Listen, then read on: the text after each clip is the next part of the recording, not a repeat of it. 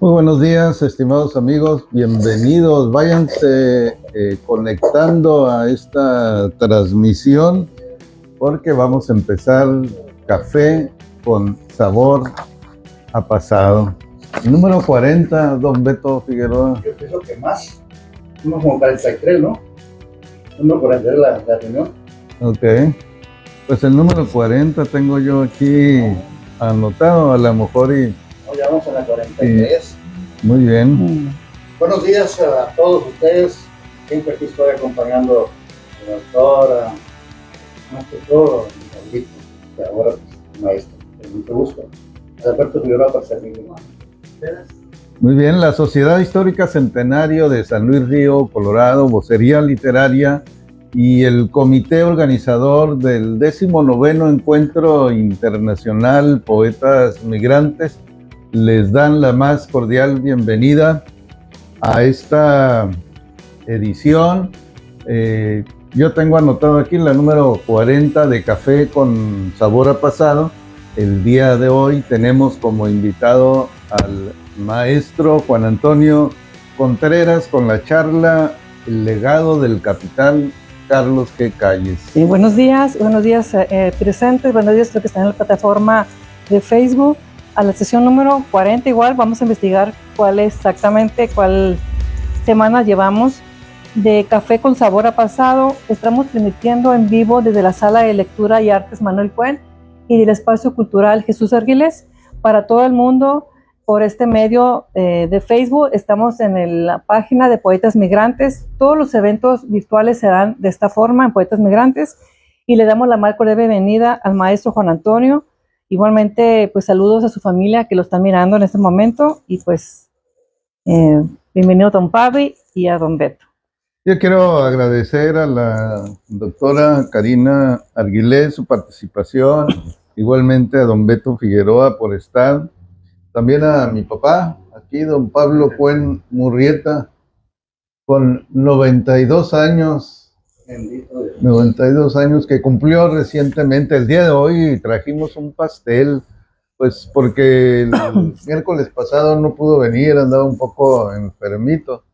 Y pues hoy vamos a saborear un rico pastel a su salud por sus 92 años de vida. Adelante, doctora. El maestro Juan Antonio Contreras nació en Guadalajara, Jalisco, un 5 de noviembre de, bueno, digo la fecha, porque eso ya es secreto, lugar donde se llevó a cabo sus estudios básicos de primaria, secundaria y de una carrera profesional en técnico en electrónica industrial. Es un artista plástico muy reconocido en esta ciudad y a nivel nacional también por sus obras de arte desde 1997 y reconocido a partir del 2002. Es también un acertado historiador e investigador y pues la verdad es un honor que esté con nosotros aquí. Un gran artista plástico nos acompaña. Adelante, maestro. Claro que sí, el maestro Juan Antonio Contreras ha realizado numerosos trabajos de pintura sobre tela, papel y madera, ya sea con acrílico, vinílico, lápiz y o pastel, muralismo, creación y también restauración. Lo vimos hace algún tiempo allá en el Cebati restaurando los murales de nuestro querido amigo el profesor y maestro, el profesor Hermes Flores Navarro. También ha hecho trabajos de restauración de arte sacro con diferentes materiales, principalmente obras de imagenología de bulto. Ha hecho esculturas en papel maché y cartonería gigante, estatuillas, tamaño natural y monumental, de alto y bajo relieve, y aparte pues es un investigador en la historia local y regional, escritor y autor de publicaciones de carácter histórico. Y don Beto seguramente miró un alebrije allá en la cafelería, ahí estuvo mucho tiempo. Y también en el parque una vez hubo bastantes. Autoría de aquí del maestro, él es artesano. Que me faltaba tener uno en mi casa y tener uno aquí. Tengo una obra de arte, pero me hace falta ese alebrije. Algún día, maestro, voy a comprar uno. Algún día. Igual a otro, ¿no? No existen, ¿verdad? Si algún Algo día leí tendré sobre uno. eso. Bueno, el maestro Contreras es ganador de 2 primeros y segundo lugar en la Feria del Condado de Yuma del año 2006 en la categoría de pintura. Triunfador de concurso Manos a la Obra realizado en el 23º Ayuntamiento de San Luis Río Colorado para encontrar una pieza de arte representativa en esta región en el 2006. Se ha dedicado a la impartición de cursos y talleres desde el 2008 para el Centro Cultural Dr. Héctor Chávez Fontes. También en talleres y exposiciones de distintos eventos para Yuma Cultural Council. Impartición de cursos y talleres para personas con capacidades especiales, tanto aquí en el municipio y en los Estados Unidos en el 2011. Pues Muy bien, el queda. maestro Contreras es investigador e historiador con 2 publicaciones literarias: Río Abajo, anécdotas y acontecimientos de los primeros pobladores del río Colorado, y la colección Biblioteca Infantil Cronológica, Nuestra Historia como no la habías visto. Miembro y posteriormente presidente del Centro de Investigaciones Históricas Asociación Civil de 2014 al 2019. Y recientemente pues presentó una novela, y ya platicábamos hace un momento, cuando llegó el maestro, está trabajando ya la segunda parte de esta novela, la segunda de 3 partes que tendrá esta novela, que es una novela basada en la historia de San Luis Río Colorado. Maestro, buenos días. Hola, buenos días. Así es. Aprovechamos toda esa información que se recabó para desarrollar esta obra y acercar un poquito más nuestra historia a la gente. Y pues, antes de continuar, agradecer la invitación, felicitar a don Pablo. Gracias por estar con nosotros, gracias por la invitación, a la doctora también. Y pues, aquí estamos. Muy bien.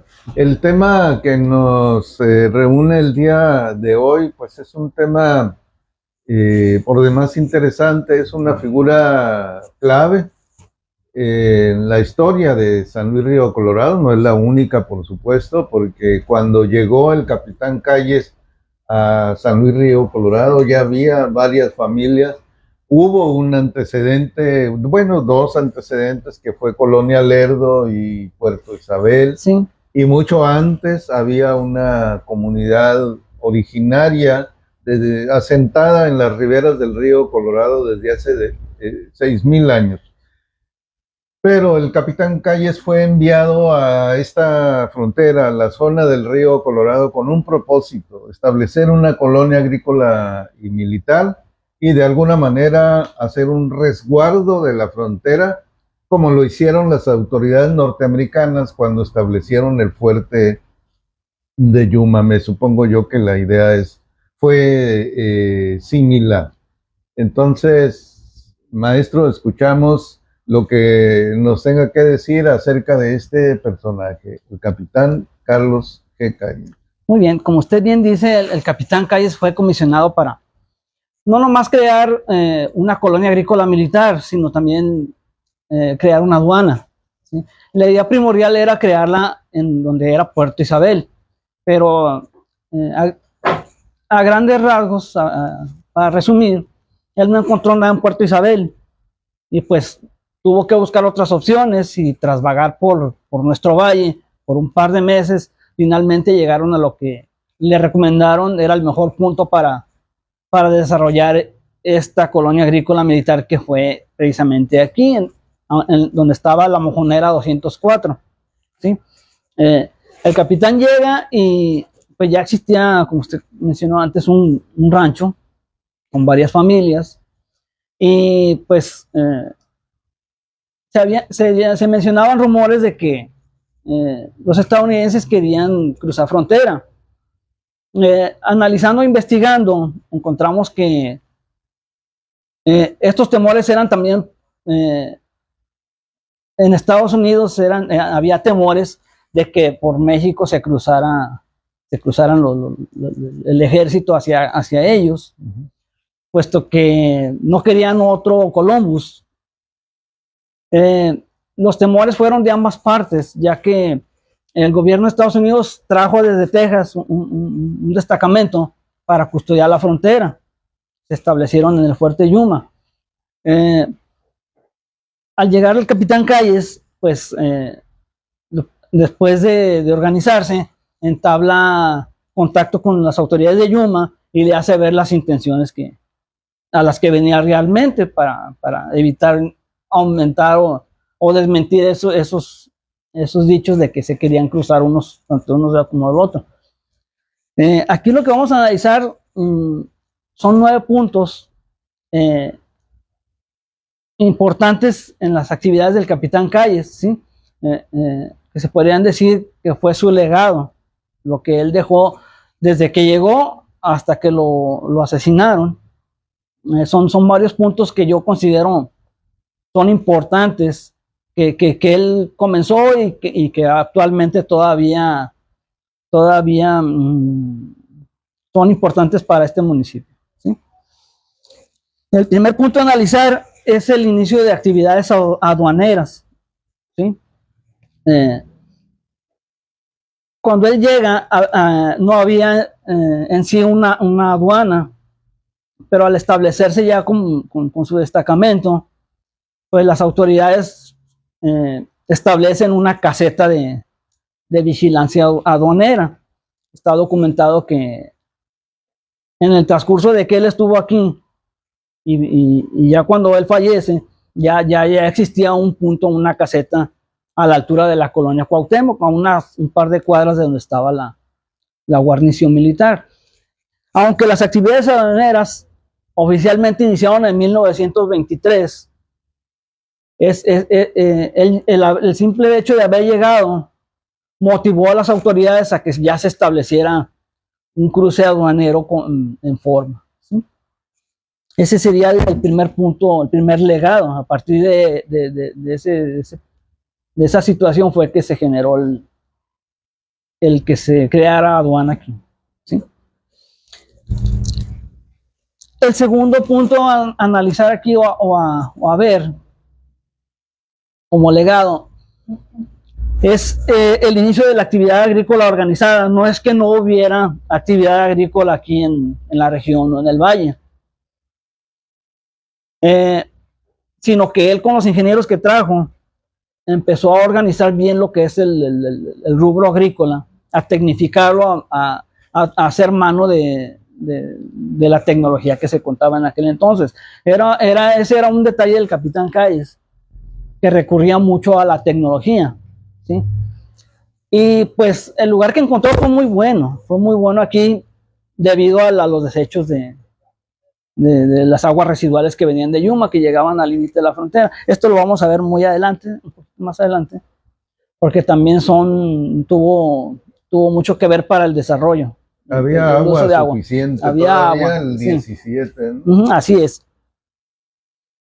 El inicio de actividades agrícolas organizadas, ¿sí? No nomás los ingenieros que venían no nomás ayudaron a la organización de las parcelas, sino a capacitar a las personas que se encontraban ya aquí, los que venían a sembrar, a producir, para tener un mejor rendimiento agrícola, ¿sí?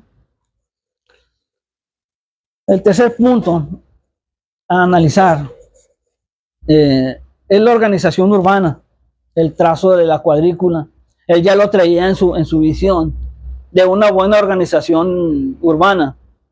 Se refleja cuando desembarcan en Puerto Isabel y se trasladan al borde del río, donde se establecen como Puerto Edgardo.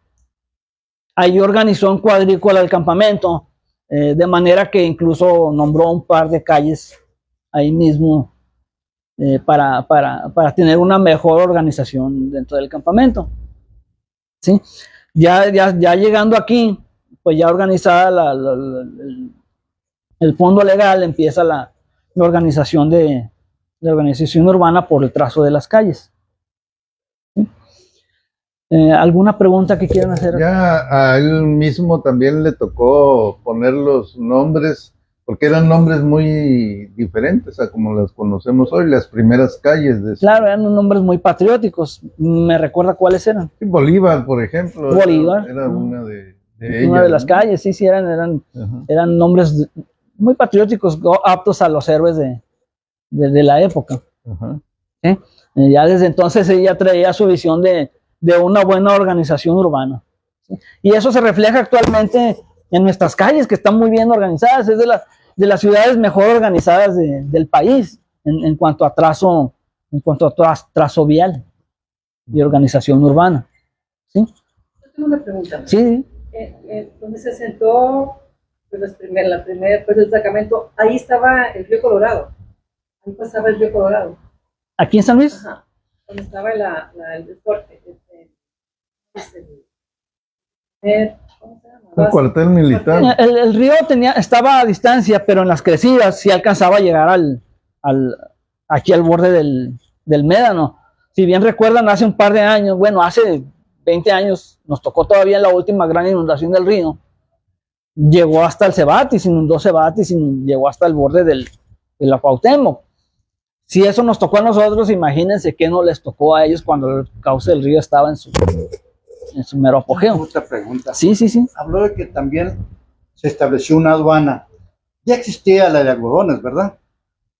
Esa aduana es una de las primeras, ya que sí, era para entrar los barcos, ahí tenían que pasar aduana. tenían que pasar aduana. Entonces yo pienso que una de las primeras aduanas, esa que estaba aquí cerquita, ¿no? De algodones. Sí. Esta aduana se puso provisional, ya la aduana en forma fue hasta 1923, ya cuando se establece de manera oficial por el gobierno de los Estados Unidos, la aduana aquí local. Sí. Muy bien, ¿alguna otra pregunta? Ya estaba la aduana de algodones, creo yo, ya estaba ¿Sí? la mojonera Uh-huh. de la división fronteriza, ¿no? Sí, ya. El monumento. Los monumentos ya estaban, ya tenían algunos años. En 1890 fue cuando Ya estaban estas Cuando se hicieron los familias, trazos, el ya. capitán se estableció en un lugar, ordenó que se trazaran estas primeras calles diagonales que están Ujú. en el centro, y diagonales también a la calle Cuauhtémoc, ¿no? Sí, acorde al médano. Uh-huh. Ajá. Sí, ese fue el primer trazo urbano. Ya posteriormente pues ya se reorganizó hacia el interior ¿cómo se dice? Del desierto. Del pues, desierto, ¿no? sí. Ajá. Muy bien. Continuamos. Las gestiones legales que derivaron el asalto a las tierras.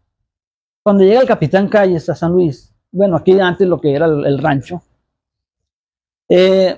trazó el fondo legal, pero él se encuentra que todavía tenía dueño, que no eran tierras libres todavía. ¿Sí?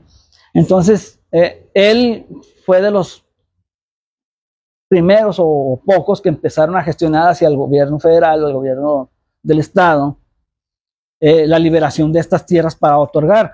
Él nunca lo pudo ver en vida. ¿Sí? Él lo solicitó muchas veces de que se liberaran estas tierras para poder trabajarlas, pero la respuesta que tuvo fue que, pues ni modo, trabajenlas, saquen lo que puedan hasta que los desalojen. ¿Sí? Para esto ya había un antecedente de expropiación de tierras en Baja California por Esteban Cantú. En 1916 él ya había expropiado tierras a la Colorado para crear varias colonias agrícolas en Baja California, en Mexicali y sus alrededores. Ya existía ese antecedente. El capitán Calles peleó por eso también, fue una de sus luchas, que estas tierras se liberaran para el aprovechamiento. No lo vio, pero pues por fortuna, vamos a poner así, gracias a esos antecedentes que él dejó, fue que en 1937 se les pudiera despojar de todas estas tierras a la Colorado y otorgárselas a quien de veras tenían ganas de trabajarla. ¿Sí? Ese es otro de los puntos legados. ¿A usted le tocó algo de eso? No, el 36 llegó mi padre nada más. A su padre le tocó. Sí, yo nací a principios del 43. Muy bien, ¿le platicó algo su padre acerca del asalto? No, mi papá en aquel tiempo él estaba joven, venía de Zacatecas, al sueño americano, no le gustó la forma de trabajar allá y se vino a trabajar aquí. Muy bien. Pero pues llegó pescando algodón al Bien. rancho de los Salinas en el ejido de la Grulla. Sí. Ya estaban esos ranchos ahí. Muy bien. ¿Algo que quiera usted, maestro? Don Chabelo Agregarlo. Figueroa, así era conocido. Así por don Chabelo. Don Chabelo Figueroa, sí. Nomás que como en 1924 más o menos se dio antes del 37, entiendo yo que se dio una primera dotación. Tampoco la vio porque el capitán falleció Sí. el 20. El 20, sí. Se dio una primera dotación que es lo que conocemos como el Ejido San Luis. Ujú. El 24 les dieron, y yo me acuerdo haber leído en la literatura al respecto, que les dieron prácticamente el desierto en una primera dotación al Ejido San Luis y creo que hasta lo repudiaron en una primera instancia porque dijeron, pues, ¿qué vamos a hacer? Sí. No son tierras cultivables, Ujú. ¿no?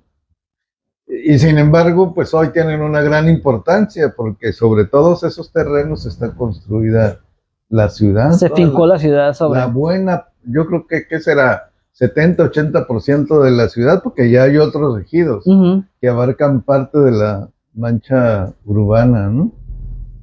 Muy importante las gestiones que Sí, tuvo sí, que sí. hacer el capitán, ¿no? Y recalco nuevamente, por desgracia no pude verlas porque, pues, ahí importaba más el influyentismo de gobiernos hacia terratenientes que lo que pudiera producir la gente que de veras tenía ganas de producir, de desarrollarse. Sí. Hay un autor que fue su secretario particular del capitán, que escribió un libro Sí. y narra allí cómo se dio todo esto del asesinato del capitán. Fue un acontecimiento en ese momento, para Sí. ese momento de la colonia, ¿no? Sí. Es importante que mencione a Adolfo Willemy. Ajá. No se le da tanta importancia a él, pero él fue la mano derecha del capitán Calles, fue el ejecutor, vamos a llamarlo de esa manera, de todas esas ideas que traía el capitán Calles. ¿Sí? Él fue realmente el ejecutor de todo esas ideas, esos planes, todo eso que traía el capitán Calles. Willemy se encargó de que se llevaran a cabo todos esos, como secretario particular de él. Muy bien. Y gracias a esa persona conocemos algo del capitán, porque él hizo memoria, hasta eres el que levantó la historia. Claro. Nadie más lo hizo más que él. Sí. Entonces lo que hablamos y conocemos de él ahorita, pues se la debemos a Adolfo Willemy. Adolfo Willemy, ¿sí? Muy Sí, bien. sí, es así, maestro. No has encontrado tú otros autores que... No he encontrado otros autores. Hay en las memorias de Belardo Rodríguez se hace mención del capitán Calles, pero no es a profundidad como lo fue Adolfo Willemy, que prácticamente vivió con él las 24 horas mientras él estuvo aquí al mando de la colonia. Obviamente tuvieron sus dificultades, se separaron un tiempo, pero en los últimos días del capitán Calles él estuvo presente tanto en las actividades como los incidentes ocurridos esa madrugada del 13 de mayo donde lo asesinaron. Sí. Él habla desde la salida del barco, los problemas que hubo arriba del barco, de los motines, el desembarco, cómo llegó hasta acá. Él lo menciona en su libro, yo tengo ese libro, ¿verdad? Y lo he leído. Y él menciona cómo batallaron para llegar hasta acá. Entonces es muy importante lo de él y no se le ha dado la importancia que se merece. Porque en realidad lo único que conocemos son las memorias de él nada más. Uh-huh. Yo tengo otra pregunta. Sí.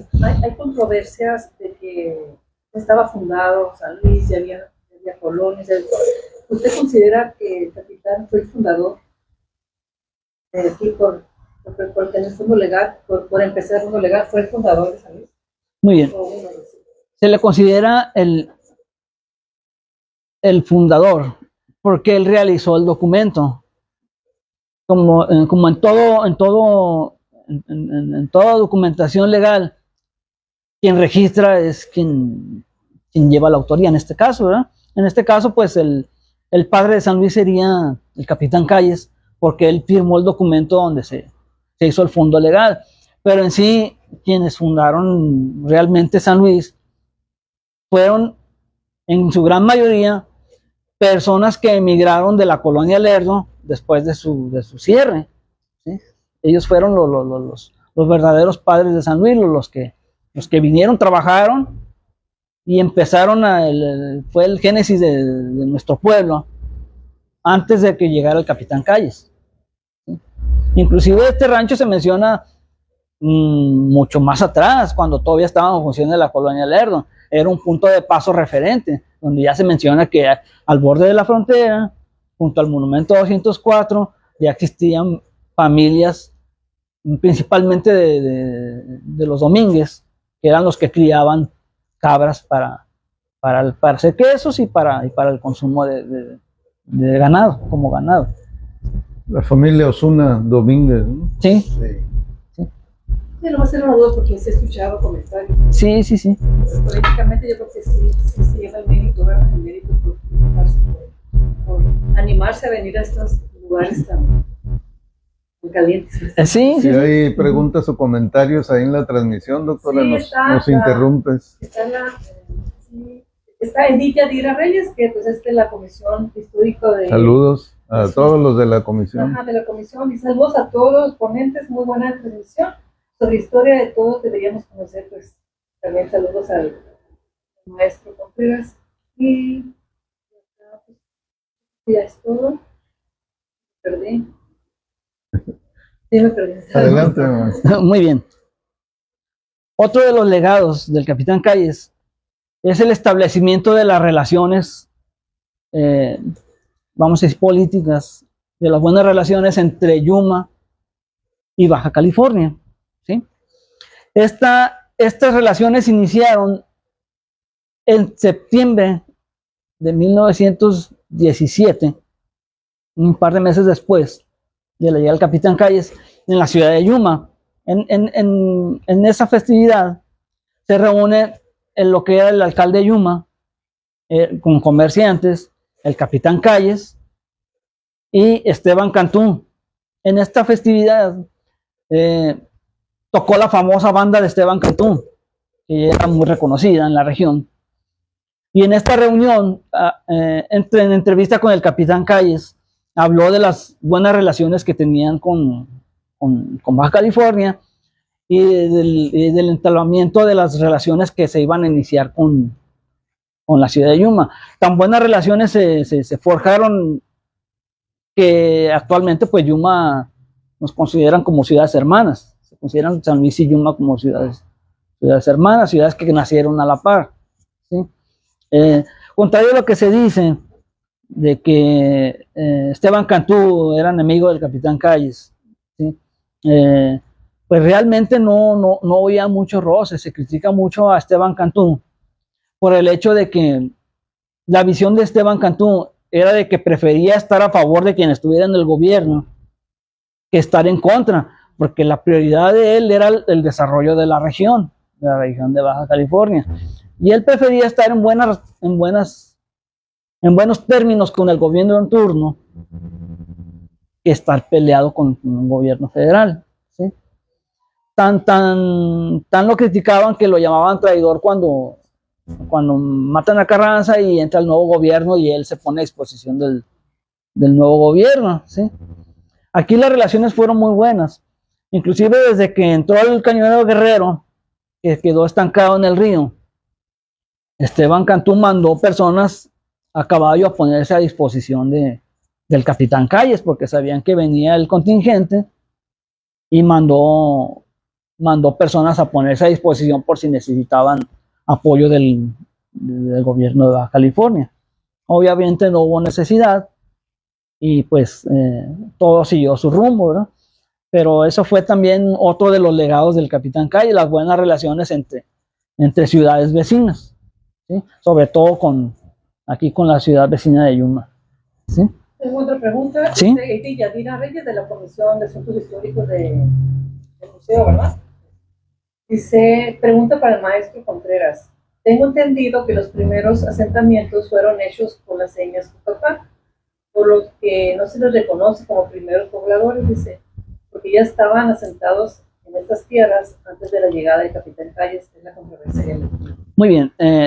La etnia Cucapá ya vivía incluso desde la llegada de los españoles. Ellos ya existían aquí. Cuando llegó el padre Quino, ya, aunque no vivían aquí en el valle, pero sí los reconoció él como etnia de la región. Pero aquí en este caso, la fundación de San Luis se le reconoce al Capitán Calles. Obviamente se le reconoce a la etnia como etnia originaria, ¿sí? Etnia que vivió aquí, pero durante todo este lapso del siglo pasado no tuvieron en sí un sitio donde ellos dijeran esta es mi nación, No porque estuvieron errando en varias una ciudad. no crearon una ciudad en sí, estuvieron en varios puntos, eran seminómadas, de por sí eran seminómadas. Cuando se establece la colonia, se establecieron en las cercanías de la colonia. Cuando fracasa la colonia, ellos se van a vivir a las pocas casas que quedaron en pie. Y posteriormente, hasta que viene Lázaro Cárdenas, es cuando ya tienen una nación propia, ¿sí? Espero que haya aclarado la duda. Es correcto, yo también pensaba lo mismo de las... Pero ya conociendo la historia con Maestro Manuel, así es. Estamos hablando de la fundación de San Luis, ¿no? Sí, No las... Obviamente sí son los fundadores de la región, pues se habla de que los grupos originarios llegaron a los márgenes del río Colorado hace alrededor de 6,000 años, pero no crearon una ciudad como vimos el otro día en un documental, que llegaron a la Ciudad de México y se establecieron el pueblo originario que forjó esta nación, inclusive con sus símbolos, ¿no? Y que creó este poderío azteca como lo conocemos, ¿no? Aquí ellos estaban divididos en clanes, que son familias, pues entonces unos aquí, otros allá, y luego el río estaba en toda su magnitud, entonces cuando venían las aguas fuertes, ellos se iban a la montaña. Así es. Sí, Y luego allá vivían toda esa temporada. Se iban por la comida, la caza, la pesca del hombre. Sí, practicaban el trueque. Lo que producían lo recogían los de aquí de este lado del río, iban y lo compartían con los de la montaña, acá los del Cucapal, lo que se le llama actualmente el Cucapal Mayor, o con los de acá de Yuma, con las otras comunidades de Yuma, los de acá de río arriba. Eso que aprendí cuando estudié la economía, hablaba, ¿sabes cómo me gustó la historia de cómo va la economía? Y ellos seguían el río, donde había agua. Donde había agua, ellos se sentaban. Cuando ya encontraron agua y se sentaban ya definitivamente, ¿no? Sí. Se va creando la economía por el trueque. Sí. Y es bien importante eso de que sí, en eso nomás era lo que cultivaban la caza, la pesca, la recolección de frutos. Y pues también los seres vivos siempre han existido, por eso sí tenía esa duda también de Edith, ya cuando conocí qué era la economía exactamente, y eso va. Cuando ya se sienta la economía, la civilización se ha lado de que ya cuando alguien se preocupa porque sea una nación, en una sociedad, pues en sí, pues cuando se hace el territorio, ¿no? Sí. Asimismo, la agricultura la empezaron a desarrollar hasta que no la aprendieron de los misioneros, porque ellos no tenían esa práctica de siembra tan identificable, que los misioneros se la enseñaron, que usaban el método de riego por inundación, sembrando tres tipos de vegetales al mismo tiempo, ¿sí? Ese es el método que usaban los misioneros para la siembra. Muy bien, pues continuamos con el tema. Muchas gracias por su comentario, está feliz. Perfecto, muy bien, me da gusto. Muy bien, otro legado del capitán, y aquí nos va a dar testimonio porque me supongo que a él le tocó, fue la creación del primer edificio federal aquí en la región, que fue la guarnición militar. Fue el primer edificio federal en forma de aquí de la región, y pues se preservó hasta entrando en los años 70, que todavía se siguió usando como guarnición y donde hacían el servicio militar los jóvenes de esa época. ¿Le tocó a usted? Sí, cómo no. Me tocó marchar aquí. Pues en aquellos tiempos que fue como el 60 cuando me tocó marchar, y estaba el cuartel Capitán Malpica. ¿Y era allí donde estaba el...? Sí, de ahí salíamos. Ajá, Ahí nos concentramos y ahí salíamos, nos llevaban a marchar ahí por toda la línea. ajá. Ahí nos ponían a correr, a hacer ejercicios en aquel tiempo. Yo nomás tuve poco porque me dediqué al deporte y me salí el capitán me dijo, tú vas al deporte, y representando al municipio y al cuartel allí, me tocó ir a Hermosillo, algunas competencias. Muy bien. Por un tiempo también albergó lo que sería el inicio de la Cruz Roja, ese edificio. Albergó también lo que sería el inicio de la Cruz Roja y en ese sitio. Ya posteriormente pues fue cambiando de sede de la Cruz Roja hasta el lugar donde se encuentra ahorita. Pero sí fue un edificio de importancia hasta finales de los 70, cuando ya se deja y posteriormente pues tristemente se hace la demolición del inmueble, ¿no? Es prácticamente la fachada quedaba ya cuando lo demolieron, ¿no? Sí. Que estaba muy destruido. Muy bien. Pero hubiese sido bueno, aunque sea tener eso, ¿no? Un vestigio que hubiera quedado, pero no. Muy bien. Otro punto más aquí para mencionar como legado del Capitán Calles es la gestión para el uso de aguas residuales. ¿Sí? Al llegar el Capitán Calles aquí, después de su viacrucis por el valle de nuestra región, llega y se encuentra una tierra rica por todos los desechos de aguas residuales que llegaban a la línea nada más, hasta ahí llegaba hasta donde demarcaba la línea fronteriza, que antes era pues una línea virtual porque no lo único que definía que era línea era la mojonera. Hasta ahí llegaban las aguas residuales de Yuma, ¿sí? Y todas esas aguas residuales pues enriquecieron toda esa zona de aquí del valle, pegado a la frontera, pues crearon un buen ecosistema y tierras muy ricas para labranza. Al llegar al Capitán Calles, pues hacen el desmonte, hacen el trazado de parcelas, pero ven que van a requerir agua para riego, y lo más próximo que se tiene pues es el aguas residuales, pero a pesar de que son aguas que se tiraban, se tenía que pedir permiso para el uso de esa agua. Entonces lo que hace el Capitán Calles inmediatamente del trazado, se dirige a la ciudad de Yuma a solicitar al gobierno la gestión para que les permitiera el uso de esa agua para el riego de parcelas. Ya posteriormente pues ya se oficializó con tratados de aguas y todo, y ya fue cuando se extendió el canal hacia territorio mexicano. ¿Qué nombre llevaba ese canal? Sánchez Mejorado. A Sánchez, ¿sí? Como dato, el puente quemado, el que ya antes se mencionaba, ese lo atendió el Abelardo L. Rodríguez, ¿sí? Que era la calle principal, esa la carretera, no era la Obregón como la conocemos actualmente, era el borde de la línea lo que conectaba hacia Baja California.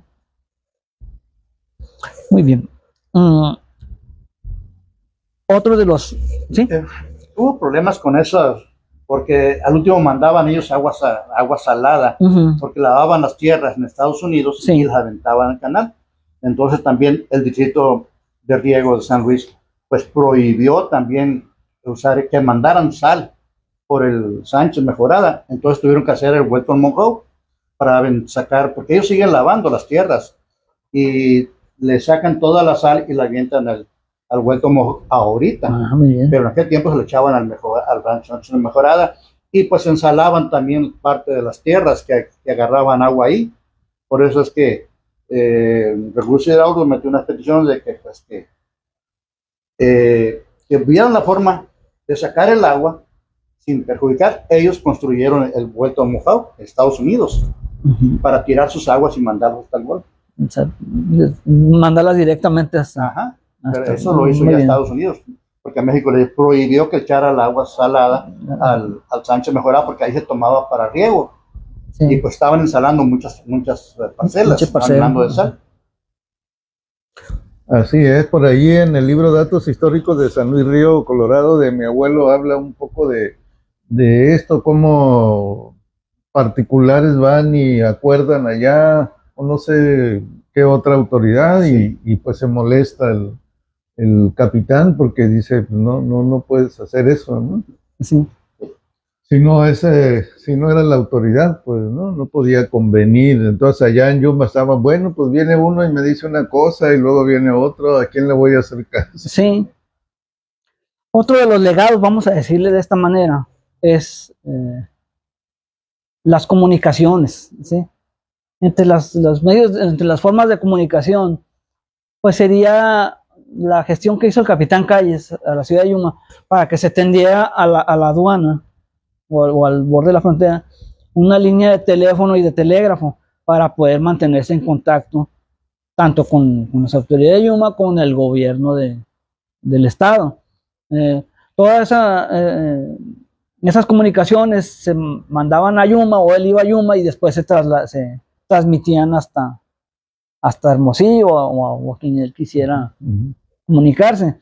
Y pues obviamente el mejoramiento de las calles, de los caminos vecinales para tener una mejor movilidad en lo que serían los ranchos de aquí del valle, tanto como los ranchos hacia Baja California. Ese sería otro de los legados, ¿verdad? El mejoramiento de los medios de comunicación. Muy bien. ¿Sí? ¿Gusta más café? ¿Un poquito más? ¿Sí? Y ya como último punto, más que un legado sería, yo lo menciono, una consecuencia para bien, porque a la postre fue bueno para el entonces rancho. Tras la muerte del capitán Calles, el gobierno federal cortó los fondos a la colonia agrícola militar, terminando con las actividades de esta, dejando la localidad a la deriva. ¿Sí? Esto provocó que quienes vivían aquí pues tuvieran que desarrollarse por su propia cuenta, ya sin el apoyo de un gobierno que los estuviera sosteniendo. Y eso a la postre fue un bien para el municipio porque permitió que despegara por sí solo, a tal grado que 4 años después se nombró comisaría por el auge que tenía y por el desarrollo tan rápido que estaba llevando aquí lo que sería el entonces Rancho San Luis, que posteriormente pues ya el 24 se nombró comisaría, comenzó la etapa comisarial y ya pues se le nombra más adelante municipio libre. Muy bien. ¿Alguna duda o pregunta? El capitán Calles fallece en 1920. 1920 y pues queda a la deriva 4 años. Aquí el municipio. En 1920, en este mes de mayo, ¿no? Sí, se cumplen. ¿Por qué lo entierran en Estados Unidos? ¿Por qué lo entierran en Estados Unidos? Porque él tenía su familia allá. Sí, tenía su familia en Tucson. Él era yerno de un juez de la nación. Así es. De un juez de la nación. Siento que eso ayudó mucho también al desarrollo de San Luis, porque le facilitó las gestiones solicitadas al gobierno de Estados Unidos en cuanto al trámite de aguas, a permitir que se pudieran traer equipo agrícola sin tanta revisión aduanal, ¿sí? permitió que se facilitara toda esa tramitología, gracias a, pienso yo que gracias a eso fue parte de que su suegro era juez de la nación y lo apoyó en ese rubro, ¿sí? Tras su muerte, pues estuvo un par de días aquí bajo custodia de su cuerpo, bajo custodia de Abelardo Rodríguez, hasta que llegaron sus deudos a reclamar el cuerpo y se trasladó y se le hicieron honores militares en Tucson, y pues allá descansan sus restos. Muy bien.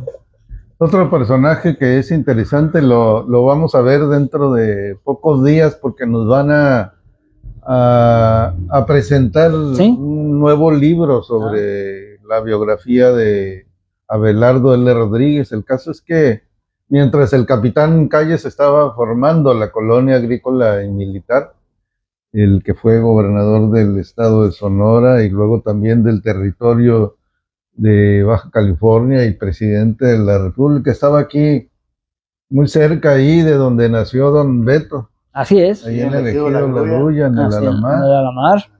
Dicen que estaba de alguna manera vigilando acá a Baja California, al gobernador de Baja California, que no se alineaba con la política del Sí. gobierno federal. Se dicen muchas cosas. Sí, sí. Quién sabe, pero ahí estaba, cultivando algodón y con tan buena suerte que logró ganar premios por la calidad de la fibra que levantaba de ahí del Alamar, Abelardo L. Rodríguez. Sí, sí, sí. Hay un dato importante a tomar con respecto a Abelardo Rodríguez. Cabe destacar que él fue el primero que creó un pozo para riego. Ese pozo era tan importante que tras la muerte del capitán Calles, autoridades de Yuma mandaron un destacamento a proteger ese pozo para que no fuera saqueado. ¿Sí? El capitán Abelardo Rodríguez pues estaba ocupado acá con los asuntos de la muerte del capitán Calles, y pues la preocupación del ataque a ese pozo derivó a que enviaran un destacamento de Yuma para proteger. Todavía existe ese pozo, todavía existe la bomba, el pozo todavía está ahí, ahí está en el rancho todavía. Así es, sí, me tocó verlo en alguna ocasión que fuimos varios. Profesor Federico, el Sí. profesor Él Hermes, participó mucho en eso, en ponerle un letrero ahí, inclusive al pozo. Así es, comentarios, preguntas del público. A ver, doctora. Está Francisco X Méndez conectado y Lucy Gaeta. Saludos al maestro Javier Méndez, maestro de teatro. Están conectados alrededor de 12 personas, pero no alcanzo a mirar. Pero como una lupa, doctora. No, es que como no es la mi transmisión, por parte de Poeta, tienes que verlo tú. El Pero 25. gracias por estar conectados, les agradecemos. Pues aquí tenemos una gran estrella de la historia. Y pues aquí, los comentarios aquí están, maestro, pueden mirarlos ahí para que ustedes los... El 25 de mayo de 1882, en Hermosillo, nació el capitán Carlos G. Calles, que en 1917, como sabemos, es el jefe de esta expedición que funda la colonia agrícola y militar. Eso lo tengo ahí como efeméride. Sí.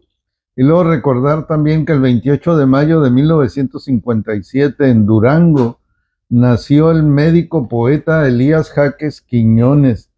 Él fue integrante del famoso grupo cultural Un Grito en el Desierto. Es el único poeta local que aparece publicado en Omnibus de la Poesía Mexicana, una selección del investigador Gabriel Said. Eso en cuanto a efemérides. El doctor Jaques pues vivió muchos años aquí en San Luis, aquí falleció. ¿Listo? Sí. Sí. ¿Cómo andamos con el tiempo, doctora? Nos quedan todavía 15 minutos. Muy bien. Bueno, El capitán Carlos 43. radicaba en San Luis o en Yuma. en esos tiempos, cuando él estuvo aquí? Él vivía aquí, pero viajaba constantemente. Hacía viajes constantes a la ciudad de Yuma, y como tenía su familia en Tucson, pues se le facilitaba el transporte por vía férrea. Muchas veces el transporte se facilitaba más por Estados Unidos, ya que salía por Nogales entraba a territorio mexicano, había más facilidad de viajar por Estados Unidos que por territorio mexicano. Porque se dice que él estaba en Yuma cuando le hicieron la celada, ¿verdad? Él vino y en esa avenida fue cuando lo asesinaron. Él ya se encontraba aquí. Él ya se encontraba aquí cuando se inició el asalto aquí. Se levantó en armas. Cuando se levantó en armas, así es. Sí. Yo tenía entendido que le hablaron a él, estaba el movimiento levantándose aquí, y él vino, y llegando fue cuando lo asesinaron. Bueno, hay versiones, ¿verdad? Sí, la versión oficial que se maneja, que maneja Adolfo Willemy, es de que él ya se encontraba en su casa cuando inició el movimiento. Sí. Aquí, para cantar las mañanitas. Sí, yo he leído algo sobre el capitán Ricardo, a ellos sí. Y pues su descendencia es amigo de la familia. Sí. Pues mira nomás, 92 años. Pues muchas felicidades y que siga cumpliendo muchos más.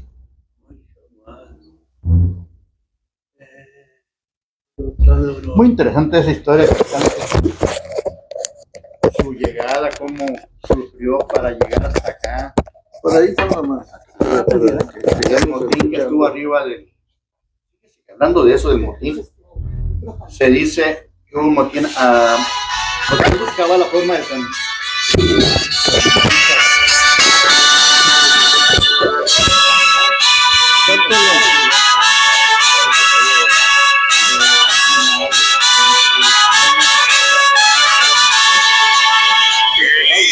Esta la mañana en que vengo a saludarte.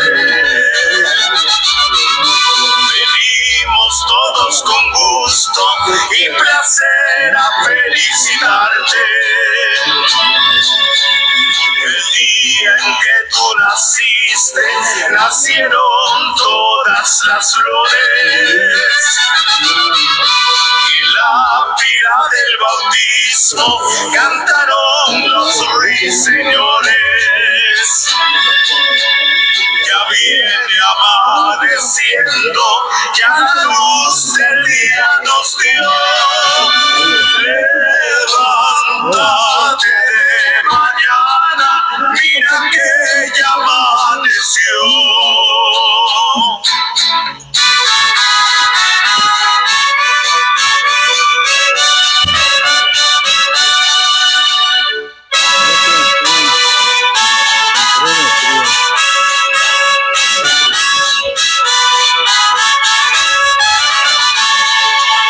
Quisiera ser un San Juan, quisiera ser un San Pedro,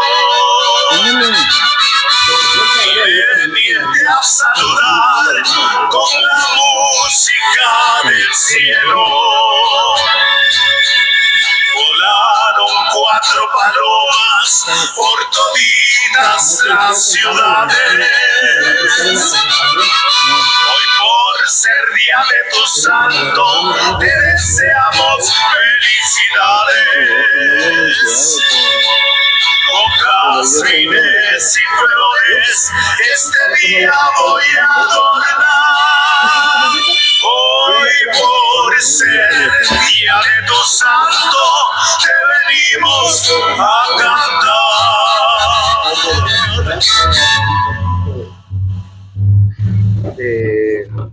Enfrente.